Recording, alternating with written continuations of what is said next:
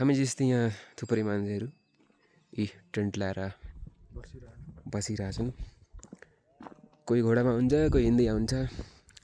Trek त एकदम पुरै ठाडै छ, लान्ताङको जस्तो। भ्यू, यताको भ्यू पुरा बादल।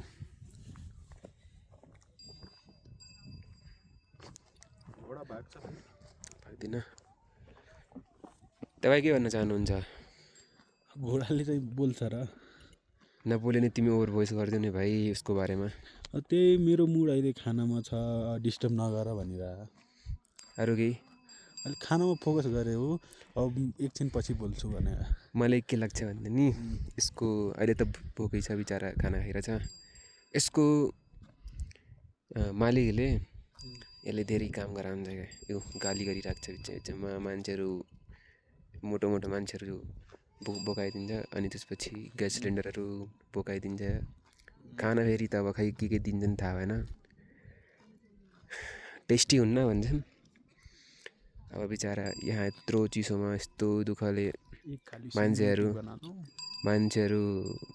बोक्ने काम, तलदेखि माथि त्यस्तो अप्ठ्यारो बाटोमा जहाँ सामानहरू बोक्नुपर्छ, ग्यास सिलिन्डरहरू।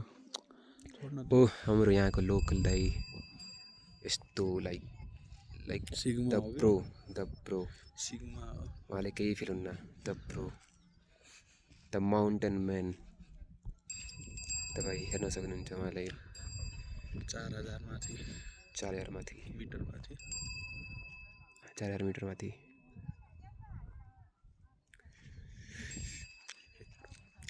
अहिले त सबभन्दा राम्रो त्यहाँ बसेको टेन्ट, जुन त्यो टेन्ट देखिन्छ नि यहाँदेखि, यो कस्तो दामी लाग्यो त्यहाँको भ्यू। अब खै देखिन्छ कि नै यहाँदेखि, जुम गरेर हेरेको। गाह्रै छ यहाँको जिन्दगी त यस्तै हो। बल्ल त यहाँको टुरिज्म 3 सालदेखि सुरु भएको छ सुन्नमा आएको छ। यी बच्चाहरू नि आछन् ट्रेकिङ गर्न। If he can, then any of you guys trek here. तर अब सक्नुहुन्छ कि नै फोन हेर्दै, टिकटक हेर्दै, रिल हेर्दै, टिकटक बनाउँदै व्यस्त भएपछि त सकिन्न, एक्सप्लोर गर्न त सकिन्न। हाम्रो द माउन्टेन म्यान।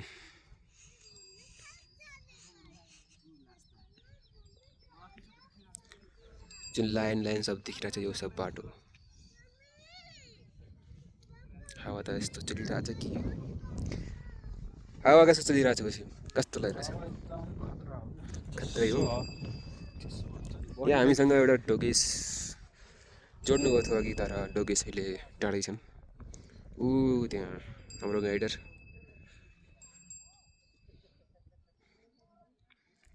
देखाउनु कि देखाउँ, यहाँ बादलै छ कि बिहान देखिन्छ कि भ्यू हेरौँ। यहाँको अर्को लोकल मान्छे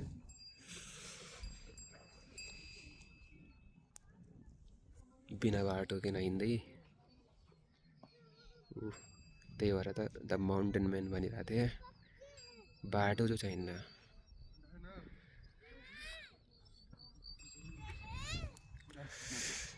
ओहो चिसो छ, लास्टै चिसो छ।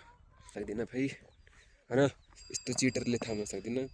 अनएक्सपेक्टेड यस्ता मान्छे यस्ता मान्छे डाँडा गढेर फर्किन्छन् भन्थेन्, तर अब खै यहीँ बिचमा अड्कियो, पानी परिरहेको थियो। र यसै गरी अब हाम्रो साथीले 2जनाको इन्टरभ्यू लिन्छन् उता शुद्ध भाषामा।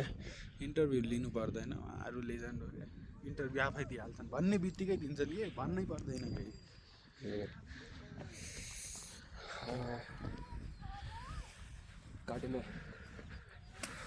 ल हजुरहरूले केही भन्न चाहनुहुन्छ? यहाँ नेटवर्क टिपेछ कि नै, के कसो?